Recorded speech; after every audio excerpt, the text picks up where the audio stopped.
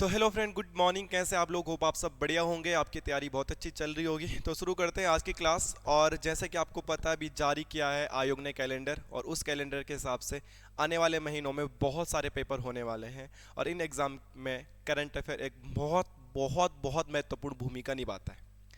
बहुत समय से क्लासेस नहीं आ पाई है करंट अफेयर की। थोड़ा आजकल शादी का भी शेड्यूल था, बिजी शेड्यूल था, शादी का सीजन चल रहा था, और थोड़ा स्वास्थ्य भी बहुत अच्छा नहीं था। दैट्स वाई क्लासेस नहीं आ पाई। एंड सेकंड थिंग, एक कारण ये भी था कि आजकल न्यूज़पेपर में चुनाव के अलावा कुछ आ ही नहीं रहा था। मोस्ट इंपॉर्टेंट थिंग्स थी, ये आ ही नहीं रही थी। तो कुछ डाटा न्यूज़पेपर से कलेक्ट किया है, जैसे कि हम करते थे। और आज हम दोबारा करंट अफेयर की एक बेहतरीन क्लास शुरू करते हैं और पढ़ते हैं कि क्या हमारे एग्जाम में पूछा जा सकता है। तो शुरू करते हैं आज की क्लास। ठीक है, पहला तो यही है, दिख रहा है आपको कि प्रदेश में अब अगले साल होंगे राष्ट्रीय खेल। इस बार हमारे यहाँ उत्तराखंड में नेशनल गेम होने वाले थे, जैसे कि आपको पता है, आपको दिख रहा है। और 38वें नेशनल गेम होने थे हमारे उत्तराखंड में। बट कंडीशन क्या हुई कि जो नेशनल गेम यहाँ होने थे इस साल, तो इसी साल क्या हो रहा है, ओलंपिक भी हो रहा है। तो जिन लोगों को नेशनल गेम में खेलना है, उनमें से बड़े बड़े खिलाड़ी तो पेरिस जाएंगे ना ओलंपिक खेलने के लिए। तुम्हारे सामने दो ऑप्शन है। तुम्हारे सामने अगर दो ऑप्शन है कि बकरे का मैच खेलना गांव में और एक बड़ा टूर्नामेंट खेलना जो शहर में हो रहा है, तो आप टूर्नामेंट खेलने आओगे, बकरे का मैच छोड़ दोगे, है ना। आपके पास दो ऑप्शन है कि आईपीएल खेलना है, इंटरनेशनल खेलना है, तो आप इंटरनेशनल चूज करोगे, वर्ल्ड कप आ रहा है आप।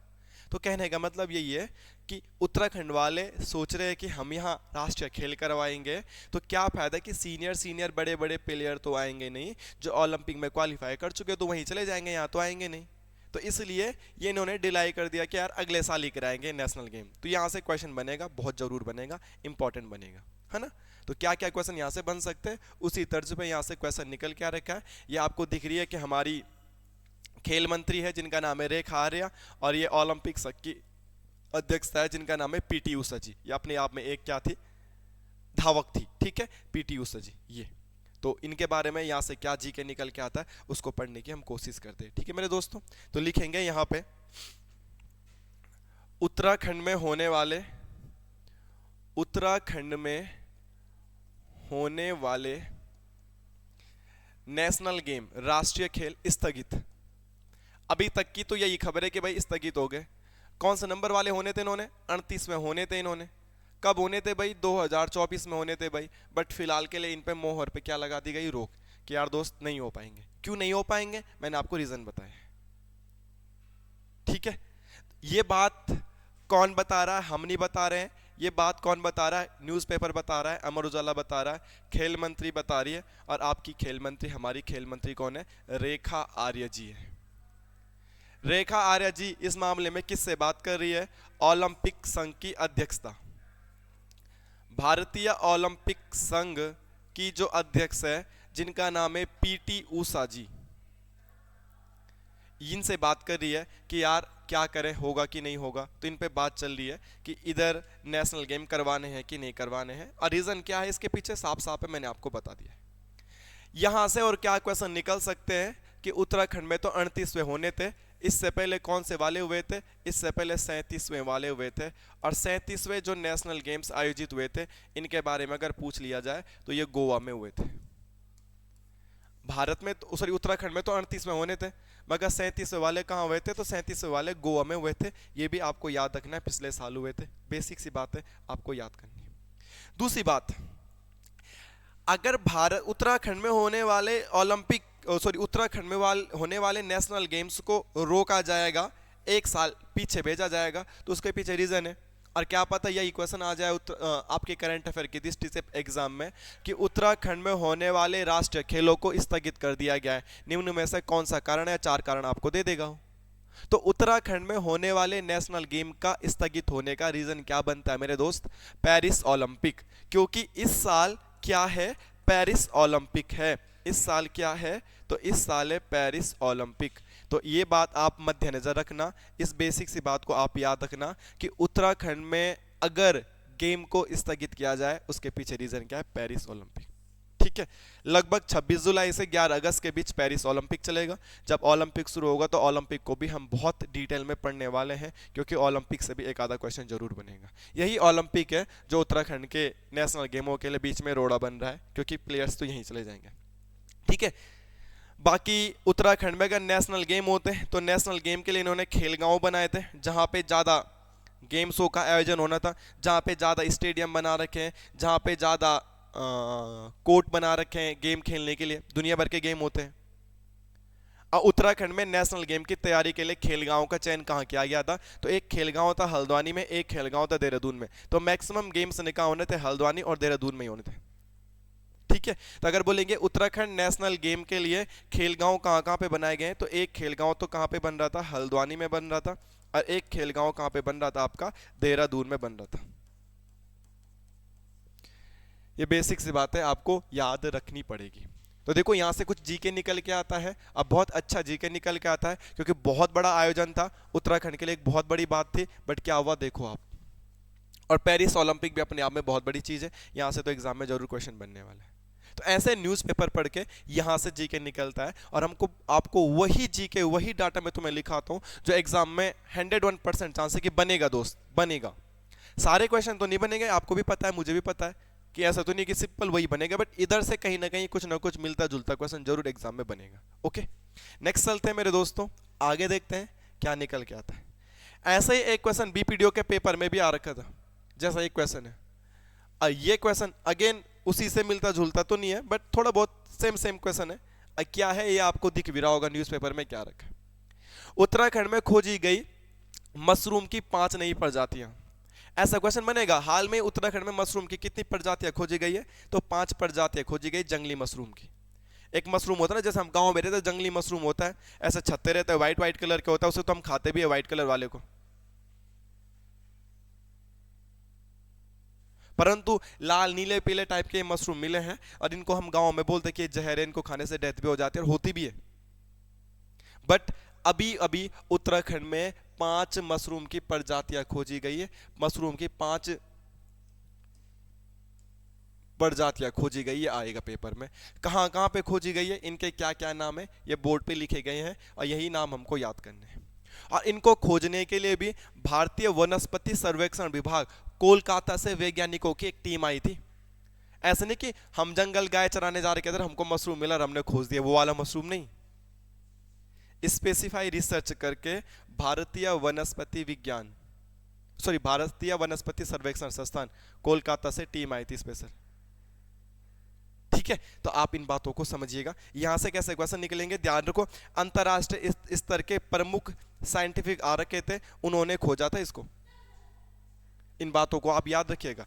दूसरी बात, क्या क्या आ रखे थे, क्या क्या क्वेश्चन यहां से बन सकता है। देखो ये मशरूम है, ये मशरूम उन्होंने फोटो डाल रखे था, ऑनलाइन अवेलेबल था ये फोटो, कि ये मशरूम उन्होंने एक खोजी थी, बोला कि ये भी एक नई मशरूम है। ठीक है, अगर आपको दिख रहा होगा तो ऐसा एक मशरूम दिखा रखा था, बोला ये भी खोजा गया था। अब बढ़ते हैं आगे कि हमने मशरूम खोज दिया, ये खोज दिया, 5 प्रजाति खोज दी, अबे हमें उनको नाम लिखने पड़ेंगे तभी बात बनेगी। तो हाल में ही उत्तराखंड में मशरूम की प्रजातियां खोजी गई थी। तो हाल में ही उत्तराखंड में मशरूम की कितनी प्रजातियों की खोज हुई थी? तो 5 प्रजातियों की खोज हुई थी। ये 5 प्रजातियां कौन कौन से हैं, इनके नाम आपको याद रखने हैं। तो लिखेंगे लेसी नेलम बोथी, लेसी नेलम बोथी।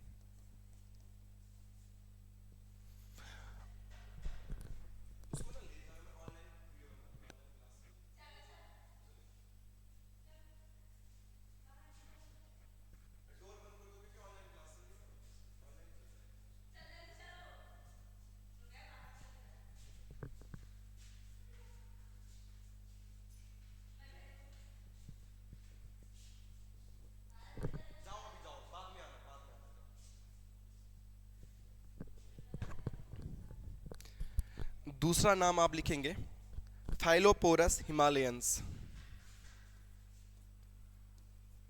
फाइलोपोरस हिमालयन। गाइस मैं आता हूँ थोड़ी देर में, 1 सेकंड 10 सेकंड का वेट करो, ठीक है, अभी आता हूँ। क्लास मैं एडिट नहीं करूंगा, ऐसे ही रखना, वीडियो को तुम आगे बढ़ा देना, 2 मिनट में आता हूँ।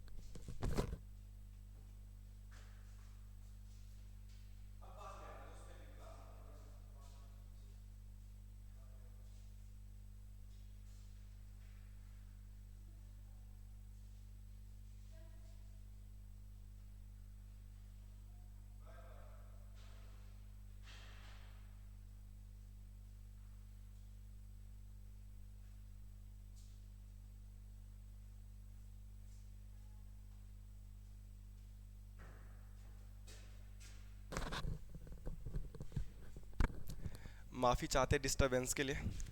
अब मेरे पास इतना टाइम तो रहता नहीं है कि नहीं तो मैं इस बीच वाले पोर्शन को काट के आपको वीडियो में कोई प्रॉब्लम नहीं होती ऐसे कर सकता था, बट मैं ऐसी पूरी वीडियो को नॉर्मल अपलोड कर दूंगा, आप वीडियो को स्किप कर देना, ठीक है। जहाँ पे मेरा ये स्टूडियो बना रखा है मैंने मार्केट में, मकान मालिक के बच्चे आ जाते बीच में तो डिस्टर्ब कर रहे थे थोड़ा सा, दैट्स वाई थोड़ा प्रॉब्लम हुई। चलो हम आगे बढ़ते हैं। मशरूम की उत्तराखंड में 5 प्रजातियां मिली थी। उन 5 प्रजातियों में मैंने 2 नाम लिखे रखे, फाइलोपोरस हिमालयन। इसी के साथ एक और याद रख सकते हैं, फाइलोपोरस स्मिथाई, फाइलोपोरस स्मिथाई। आप इस वाले फैक्ट को, इस वाली न्यूज़ को या इस वाले करंट अफेयर को हल्के में मत लेना। हाँ, ये बहुत इंपॉर्टेंट है। मैंने कहा ये मत सोचना कि मशरूम मिली है तो नॉर्मल है, ये क्वेश्चन आएगा एग्जाम में फिर आप पछताओगे। मैं पहले बता रहा हूँ, इनके तो नाम भी याद करो। और अभी मैं तुम्हें ये भी लिखाऊंगा कहाँ से मिले हैं, 2 रुद्रप्रयाग से, 1 चमोली से, 1 बागेश्वर से, ये भी लिखना पड़ेगा। ये छोटी मोटी खोज नहीं, ये बहुत बड़ी खोज है जैव विविधता के लिए। इनका कैंसर के रोगों में भी यूज किया जाता है। आप इस न्यूज़पेपर के आर्टिकल को पढ़ते जो मैंने इससे पहले दिखाया था तो आपको पता चलता। ये ऐसी ऐसी प्रजातियां नहीं है, ऐसी ऐसी चीजें नहीं है, नॉर्मल नहीं है। माइकोलॉजिस्ट आए थे, डॉक्टर कर्णाद आए थे, तो इसको हल्के में ना ले दोस्त। आप ये ना सोचे कि मैं ऐसी फालतू की चीजें लिखा रहा हूं, बहुत इंपॉर्टेंट है। 3 चीजें लिख ली हमने। चौथा प्रजाति जो यहाँ पे मिला था उसका नाम लिखेंगे, फोर्फिरेलस उत्तराखंडी, पोर्फिरेलस उत्तराखंडी। हल्का हल्का नाम याद कर लो ना, देखो उत्तराखंडी ऐसा उत्तराखंडाई टाइप का ऐसा नाम दे रखा है इसका, तो ध्यान रखना। अगर उत्तराखंडाई टाइप का नाम आपको दिखेगा तो आप कर सकते हो, इजीली लग जाएगा। रेटिबोलेस एक नाम है, रेटिबोलिटस। प्लीज इन नामों को याद रखें, ये एग्जाम में बनेगा। बीपीडीओ के पेपर में ऐसी एक क्वेश्चन भी आ रखा था, न्यूज़पेपर थे।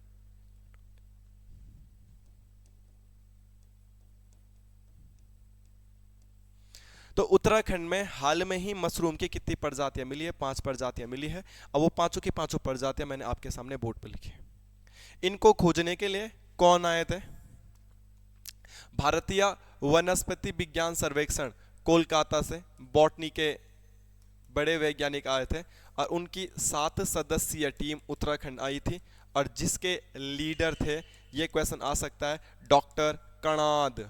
बड़ा इंपॉर्टेंट क्वेश्चन आएगा यहां से कि हाल में ही किनकी लीडरशिप में उत्तराखंड में मशरूम की 5 प्रजातियां खोजी गई। माइकोलॉजिस्ट जो भी बोलते हैं, ठीक है, जो कवक विज्ञानी होते हैं इस टाइप के, तो होता है डॉक्टर कर्णाद। इनकी अध्यक्षता में ये उसके मुखिया थे। इन्होंने 5 प्रजातियां खोजी हैं। इन प्रजातियों के बारे में अगर आपको लिखना होगा, बेसिक सी चीज है, तो आप लिख सकते हैं। 2 बागेश्वर से मिले थे और 2 रुद्रप्रयाग से मिले थे। ये बातें आपको याद रखनी है।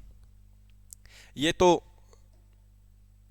रुद्रप्रयाग में मिला था, ये स्मिथाई भी रुद्रप्रयाग में मिला था, ये उत्तराखंडी वाला चमोली में मिला था और जो बच गए 2 वो बागेश्वर में मिले थे। आप इनको याद रख सकते हैं, जो 2 बच गए हैं वो बागेश्वर में मिले थे। तो हाल में उत्तराखंड में 5 मशरूम की प्रजातियां किसने खोजी, कौन थे, कहां कहां से मिले हैं, तो मैंने आपको लिखा दिया। थोड़ा सा मुश्किल है क्वेश्चन, बट इतना मुश्किल भी है, नौकरी लगानी है तो भाई पढ़ना पड़ेगा, याद करना पड़ेगा। हल्का फुल्का ट्रिक याद कर लेना, 1-1 2-2 शब्द याद कर लेना, 4 ऑप्शन में से क्रैक कर दोगे। आगे बढ़ते हैं। आज के करंट अफेयर में क्या महत्वपूर्ण चीज है, बहुत बहुत इंपॉर्टेंट ये क्वेश्चन है, बहुत ज्यादा ही इंपॉर्टेंट ये क्वेश्चन है। आपको ये याद करना पड़ेगा। आपने एक पेपर दिया होगा कांस्टेबल का 1 साल पहले, 1.5 साल पहले, अब तो उनकी ट्रेनिंग भी कंप्लीट हो चुकी है। कांस्टेबल के पेपर में भी एक क्वेश्चन आ रखा था, दीनानाथ मंगेशकर पुरस्कार। उस समय ये नरेंद्र मोदी जी को मिला था। आप कांस्टेबल का पेपर क्रैक करके चेक करिएगा। और आज ये अमिताभ बच्चन को मिला था, क्या पता दोबारा पूछ लिया जाए ये अवार्ड। उस समय नरेंद्र मोदी को मिला था, है ना। तो अगला क्वेश्चन आपके सामने बोर्ड पे लिखा है, यहां से क्या जी के आपके पास पूछा जा सकता है। दीनानाथ लता मंगेशकर पुरस्कार, दीनानाथ लता मंगेशकर पुरस्कार, दीनानाथ लता मंगेशकर पुरस्कार 2024 में। और 2024 में मेरे दोस्त किसको मिल रहा है? महानायक अमिताभ बच्चन को। आज अमिताभ बच्चन को सब लोग जानते हैं, है ना। और भारत में नहीं, दुनिया में भी सभी लोग जानते हैं। सोचो, जब अमिताभ बच्चन चुनाव में लड़ रहा था, राजनीति में लड़ रहा था, जब उन्होंने उत्तराखंड के एक महान नेता को हराया था 1984 के लोकसभा चुनाव में, अगर अमिताभ बच्चन राजनीति को ही ज्वाइन कर लेते, कंटिन्यूसली राजनीति में रहते, तो कोई नेता होते रहता ना महात्मा गांधी। अब कौन जान रहा था? महात्मा गांधी बोलो, मैं कोई नेता वेता रहता अमिताभ बच्चन, फिर अमिताभ बच्चन को नहीं जानते लोग। तुम भारत के कितने नेताओं को जानते हो? 8-10 नेताओं को तुम जानते हो जो मंत्री बन जाते हैं सेंटर में, अदरवाइज तुम जानते नहीं हो। मगर अमिताभ बच्चन को तो सभी लोग जानते हैं ना। तो इसका एक अच्छा फैसला था कि जो राजनीति छोड़ के एक्टिंग में आया और आज सदी के महानायक बने हैं। तो इनको इस बार अमिताभ बच्चन को मिला है दीनानाथ मंगेशकर पुरस्कार। दीनानाथ मंगेशकर पुरस्कार की अगर मैं बात करूं, तो दीनानाथ मंगेशकर पुरस्कार स्टार्ट ही कब हुआ था? अभी नया नया स्टार्ट हो रखा है। स्टार्ट 2022 में हुआ था। और जब 2022 में हुआ था तो पहली बार आपके देश के यशस्वी प्रधानमंत्री हमारे श्री नरेंद्र मोदी जी को मिला था, श्री नरेंद्र मोदी जी को मिला था। और फिर 2023 में भी दिया गया होगा। और 2023 में आशा भोसले जी को मिला था, आशा भोसले जी को ये 2023 में मिला था। और फिर 2024 में तो आपने लिख ही दिया, अमिताभ बच्चन को मिला है। तो ऐसे क्वेश्चन बनेंगे एग्जाम में, बड़ा अच्छा है, आप याद करिएगा। अगला है एम्स के बारे में चीजें आ रखी थी न्यूज़पेपर में, तो सोचा एम्स को थोड़ा डिटेल में चर्चा करें। यह है एम्स की बिल्डिंग। इस एम्स में हमारी बहुत बेकार सी यादें हैं, ठीक है। ये वही बिल्डिंग है। और एम्स ने 12 वर्षों में देश को समर्पित किए 574 चिकित्सक। अभी तक एम्स के 574 बच्चे ऐसे हैं जो वहाँ से MBBS की पढ़ाई करके डॉक्टर बन चुके हैं। और यहाँ से बहुत इंपॉर्टेंट क्वेश्चन निकल के आते हैं, मैंने टिक टिक भी लगा रखा है, अगर आप न्यूज़पेपर से पढ़ोगे तो पढ़ सकते हैं। एम्स में देश की सर्वश्रेष्ठ सिमुलेशन लैब भी है। सिमुलेशन लैब किसे कहते हैं ये मैं तुम्हें समझा दूंगा। अगर आपके कोई यार दोस्त BSc नर्सिंग वगैरह करते हैं, MBBS करते हैं, तो इन लोगों को हॉस्पिटल्स में या मेडिकल कॉलेज में एक बड़ा सा एक हॉल होता है जहाँ सब कुछ डमी रखे रहते हैं और जहाँ इनको प्रैक्टिकल चीज़ें करवाई जाती हैं। वहाँ पे डिलीवरी हो रही है तो डमी रहती है कि अगर इमरजेंसी कैसा है तो कैसे कैसे करना है। किसी को आग लगा देता है कोई अपने आप पे, तो उनका बॉडी जला रहता है कि जली हुई बॉडी होगा तो उसका कैसे ट्रीटमेंट करना है। तो वहाँ पे डमी वगैरह रखे रहते हैं, उन डमियों पे फिर एक्सपेरिमेंट वो करते हैं, उन पे वो सीखते हैं प्रैक्टिकल चीज़ें, और तब वो नॉर्मल लोगों पे उसी को अप्लाई करते हैं कैसे ऐसे करते हैं। तो उसकी को बोलते हैं सिमुलेशन लैब। तो एम्स में पूरी देश की सबसे अच्छी सिमुलेशन लैब है बोला, और जिसकी उद्घाटन भी रामनाथ कोविंद जी ने किया था, उस समय के जो भारत के राष्ट्रपति थे। तो यहाँ से क्या क्वेश्चन बन सकता है? एम्स के बारे में ऐसी चीज़ें लिखी गई हैं जो कि किताबों में भी हमको कम मिलती है, तो हम थोड़ा सा एम्स को पढ़ लेंगे। एम्स को पढ़ने के बाद हमारा उत्तराखंड का जीके और भी स्ट्रॉन्ग हो जाएगा। All India institute of medical science, ठीक है। एम्स में 2 आई आते होंगे तब तो ना, all India institute of medical science, ठीक है। जैसा भी आता है यार आप लिख लेना। हम किसकी बात कर रहे हैं? एम्स में ऋषिकेश की बात कर रहे हैं, ठीक है। ऋषिकेश, एम्स ऋषिकेश। आजकल ऋषिकेश जाना बड़ी महाभारत हो रही है, कितना ट्रैफिक लग रहा है वहाँ पे ना। आजकल वीकेंड में तो ऋषिकेश जाना बहुत महाभारत ही है सच में। बहुत ज़्यादा टूरिस्ट उधर आ जाता है राफ्टिंग वगैरह करने के चक्कर में। और अब तो 4 धाम यात्रा भी आने वाली है, तो बहुत ज़्यादा प्रॉब्लम हो जाती है सड़कों में ट्रैवल करने में। तो एम्स ऋषिकेश के बारे में क्या बातें हैं? अच्छी सुविधाएं देने में भारत में सभी मेडिकल कॉलेज की एक रैंकी हुई, और अच्छी सुविधा वाली एम्स में मेडिकल कॉलेज में पूरे भारत में ऋषिकेश की आई है 22वीं रैंक। तो कौन से नंबर पे? अच्छी सुविधाएं देने में 22वीं रैंक पे। और देश की फर्स्ट या देश की सर्वश्रेष्ठ, पूरे देश में एक चीज में ये सर्वश्रेष्ठ भी है, सर्वश्रेष्ठ देश में सिमुलेशन लैब में। अगर बोलेंगे पूरे देश की सबसे बेस्ट सिमुलेशन लैब कहाँ है? Simulation lab. और सिमुलेशन लैब क्या होती है मैंने तुम्हें समझा दिया है, जहाँ पे डमी वगैरह रख के उनको प्रैक्टिकल चीज़ें उनकी तैयारी कराई जाती है, जो भी पढ़ाई कर रहे हैं वहाँ पे ऑफिसर्स लोग। इसका शिलान्यास हुआ था 1 फरवरी 2004 को। ये सारी चीज़ें किताबों में नहीं है, ये न्यूज़पेपर में मिला था, तो न्यूज़पेपर के आर्टिकल में चीज़ें लिखी गई है अमर उजाला की, तो इसके लिए जिम्मेदार अमर उजाला होगा। ये मत बोलना सर हमने तो बुक में ये पढ़ा है। 1 फरवरी 2004 को इसका शिलान्यास हुआ था। उस समय हमारी केंद्रीय मंत्री यहाँ पे आई थी, उस समय हमारी वो स्वास्थ्य मंत्री होती थी, उनका नाम था सुषमा स्वराज जी। एक बहुत अच्छी लीडर थी सुषमा स्वराज जी। तो सुषमा स्वराज जी ने ही इस ऋषिकेश वाले एम्स का शिलान्यास किया था। दैट टाइम की तात्कालिक स्वास्थ्य मंत्री थी 1 फरवरी 2004 को। सितंबर 2012 से अगर आप देखोगे न्यूज़पेपर तो सितंबर 2012 की डेट यहाँ पे लिखी होगी, और सितंबर 2012 से यहाँ पर MBBS की पढ़ाई स्टार्ट हो गई थी।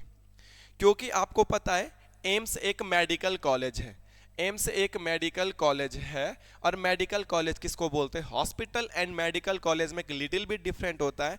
हॉस्पिटल में ओनली ऑन इलाज कराया जाता है, जबकि मेडिकल कॉलेज जो होते हैं जैसे जॉली ग्रांट है, जैसे एम्स है, जैसे हल्द्वानी में सुशीला तिवारी वाला है, इन मेडिकल कॉलेजों में इलाज भी होता है और पढ़ाई भी साथ साथ होती है। आप नर्सिंग वगैरह MBBS वगैरह की पढ़ाई भी वहाँ पे करते हो, और जैसे ही आप 3rd ईयर फाइनल ईयर में जाते हैं तो आप ट्रीटमेंट वगैरह भी करने लग जाते हैं, प्रैक्टिकल भी कराए जाते हैं, है ना। तो मेडिकल कॉलेज में यही अंतर है और हॉस्पिटल में, कि हॉस्पिटल में सिर्फ इलाज, जबकि मेडिकल कॉलेज में इलाज के साथ साथ पढ़ाई वगैरह भी करवाई जाती है। तो सेम वही है। तो MBBS की पढ़ाई यहाँ पे कब शुरू हुई थी? 2012 से यहाँ पे शुरू हो गई थी MBBS की पढ़ाई। एंड यहाँ पे इंपॉर्टेंट फैक्ट ये निकल के आता है कि OPD कब से शुरू हुआ था? 27 मई से। ये क्वेश्चन मुझे लगता है कि पेपर में बन सकता है, यहाँ पर OPD शुरू हो गया था। अगले साल से तो यहाँ पे IPD भी शुरू हो गया था। अब तुम लोगों को OPD भी पता नहीं होगा, जो मेडिकल बैकग्राउंड के होंगे उनको तो पता होगा। OPD बोलते हैं आउट पेशेंट डिपार्टमेंट, है ना, शायद से ये बोलते हैं कि जब हम हॉस्पिटल में जाते हैं डॉक्टर से मिलके वापस घर चले जाते हैं, जाते आज डॉक्टर बैठे रहेंगे, अपना गए दिखाए चेकअप कराए घर आ गए, उसको बोलते हैं आउट पेशेंट डिपार्टमेंट, आना जाना। एक होता है इन पेशेंट डिपार्टमेंट, IPD भी होता है मे बी, बाकी मेडिकल वाले ज़्यादा जानते हैं।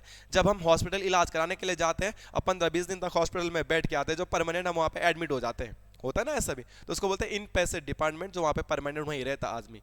और एक होता है कि जाता है दिखा के घर आ जाता है। तो OPD वाली व्यवस्था यहाँ पे कब शुरू हो गई थी? 2013 में OPD वाली व्यवस्था शुरू हो गई थी। और फाइनली मेडिकल कॉलेज के लिए 2014 से यहाँ पे नर्सिंग की पढ़ाई भी शुरू हो गई थी। 2014 से यहाँ पे नर्सिंग की पढ़ाई भी शुरू हो गई थी। BSc नर्सिंग होती है ना, नर्सिंग की पढ़ाई भी 2014 से यहाँ पे स्टार्ट हो गई थी। ये फैक्ट भी आपको नोट करके याद करना पड़ेगा।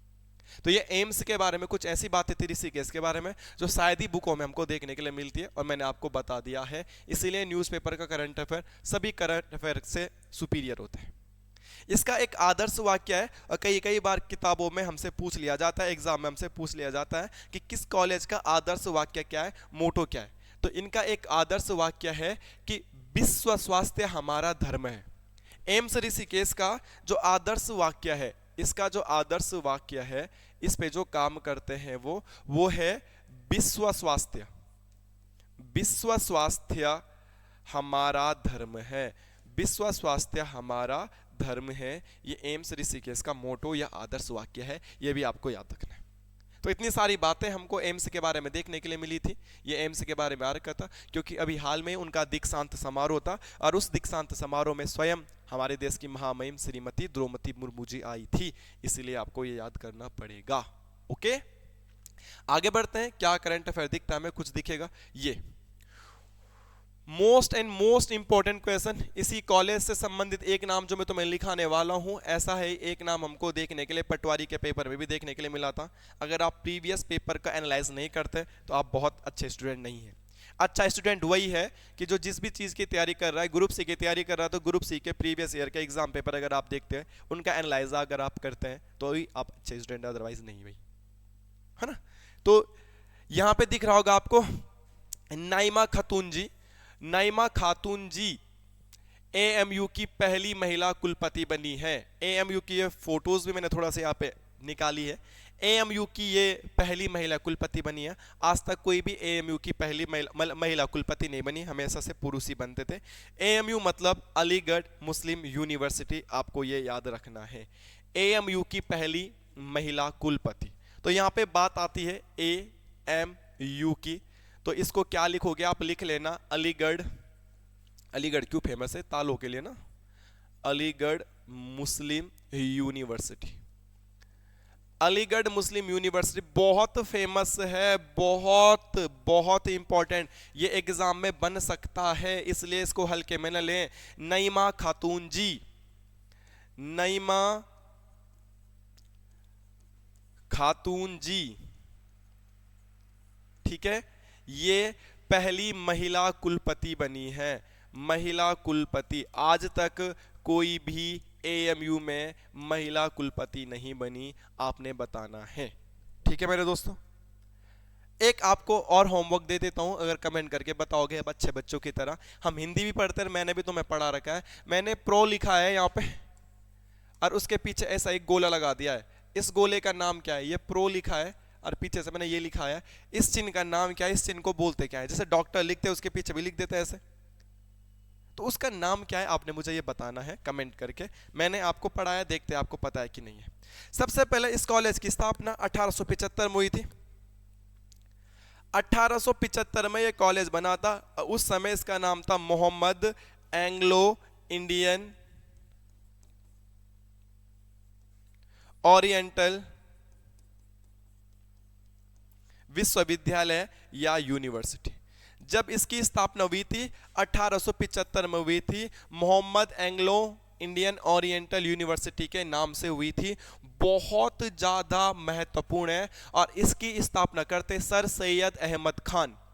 आप पटवारी का पेपर सॉल्व आउट करोगे तो सर सैयद अहमद खान के रिलेटेड एक क्वेश्चन एग्जाम में बन रखा है, और इसकी स्थापना किसने करी थी? सर सैयद अहमद खान जी ने इसकी स्थापना करी थी 1875 में। ठीक है, कहां पे करी थी? अलीगढ़ में करी थी। किस नाम से करी थी? इस नाम से करी थी। ये अगर आप लोग को सिलेबस ही पता नहीं है, मॉडर्न हिस्ट्री का जब हम सिलेबस देखेंगे तो मॉडर्न हिस्ट्री के सिलेबस में एक चीज हमारे पास है कि भारत में सामाजिक सुधार आंदोलन, तो वहां पे भी हम सर सैयद अहमद खां को पढ़ते हैं, तो ये हमारी हेडिंग में आएगा एक दिन सर सैयद अहमद खां। जब मैं तुम्हें मॉडर्न हिस्ट्री पढ़ा रहा हूं तो एक दिन इनके बारे में डिटेल पढ़ेंगे, दोबारा एएमयू चर्चाओं में आएगा। अभी तो हम एएमयू को करंट अफेयर में पढ़ रहे हैं नईमा खातून जी की वजह से। ये बन गया था 1875 में, तब उस कॉलेज का नाम ये था, परंतु ये एएमयू बन गया। अभी तो इसको एएमयू बोलते हैं, Mohammad Anglo Indian Oriental college तो नहीं बोलते। तो क्वेश्चन आएगा इसका नाम एएमयू कब पड़ा? ये अलीगढ़ मुस्लिम यूनिवर्सिटी कब बना? तो 1920 में इसका नाम चेंज कर दिया गया था। मूल रूप से ये बना कब था? 1875 में सर सैयद अहमद खान जी ने बनाया था, बट आफ्टर दैट 1920 में इसका नाम सिंपल सा पड़ गया था अलीगढ़ मुस्लिम यूनिवर्सिटी, और वर्तमान में भी इस कॉलेज को अलीगढ़ मुस्लिम यूनिवर्सिटी के ही नाम से जाना जाता है। ये एक काफी अच्छा क्वेश्चन है, एग्जाम में बनेगा और बहुत इंपॉर्टेंट ये क्वेश्चन है। तो ये थे आज के कुछ करंट अफेयर के कुछ महत्वपूर्ण तथ्य। इन करंट अफेयर के तथ्यों को याद करें, या आने वाले एग्जाम की दृष्टि से बहुत इंपॉर्टेंट है, जो कि सफलता दिलाने में, 1-2 नंबर गेन करने में बहुत मदद करेगा। ठीक है, धन्यवाद। क्लास अगर पसंद आई हो आपको तो बोल रहा हूं मैं, आपके यार दोस्त जो भी तैयारी कर रहे हैं उन तक चैनल को जरूर पहुंचाएं मेरे दोस्तों। और अगर कुछ कमी रह गई होगी तो प्लीज़ मैसेज करके बताएं कि सर ये कमी है, उस कमी को दूर करने की कोशिश करेंगे। एक कमी थी कि कुछ दिन क्लासेस नहीं आ पाई है, स्वास्थ्य खराब था, तो स्वास्थ्य सही नहीं रहेगा तो क्या कर सकते। एम्स ने लिखा है ना कि विश्व स्वास्थ्य हमारा धर्म है, तो स्वास्थ्य तो धर्म है, तो पहले स्वास्थ्य देखेंगे तभी पढ़ा पाएंगे, है ना। बाकी क्लासेस कंटिन्यूसली रहेगी आगे। धन्यवाद, मिलते हैं नेक्स्ट क्लास में।